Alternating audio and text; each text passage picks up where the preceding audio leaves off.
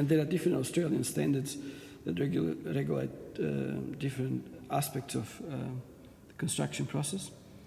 So what we've got here is a section within Australian Standard 1680 4.4 that's relevant for construction of frames for ceilings. So that's the section 7.2. So that explains in fine detail how to go about preparing ceiling structures. Important features, so hanging beams.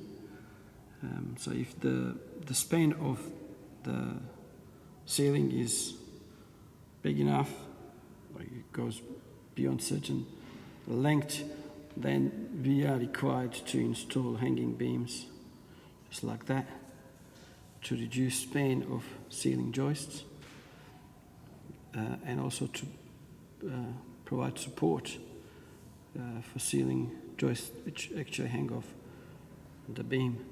So the beam is installed like that, goes across, and ceiling joists under.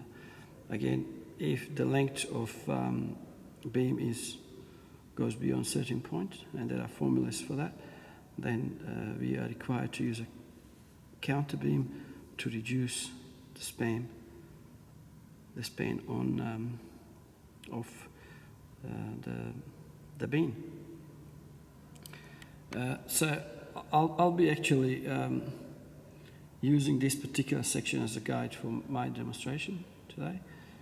So that's where we start. Other things that we need to take into account. So if the size of the roof or the span of ceiling joists is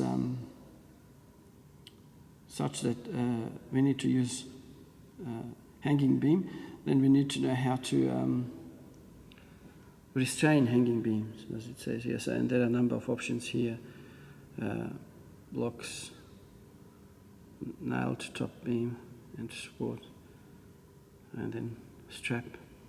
So that's some of that information. Now, anything to do with sizes and types of materials used in construction of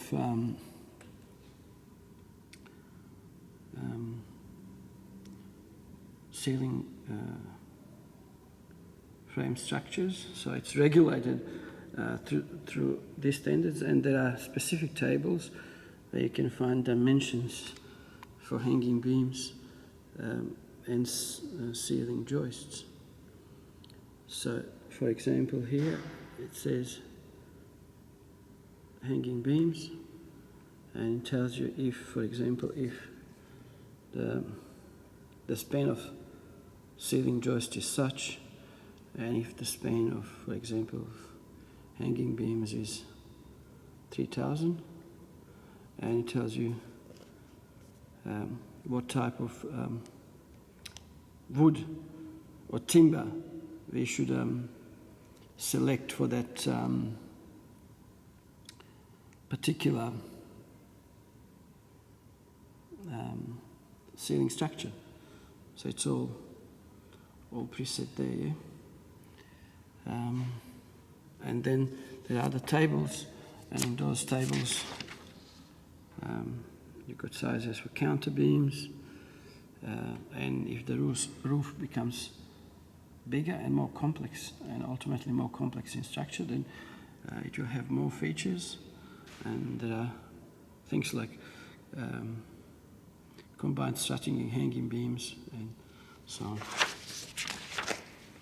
So it's all in the manual. It's relatively easy to use, but we need to ensure that we strictly follow what's in the standards.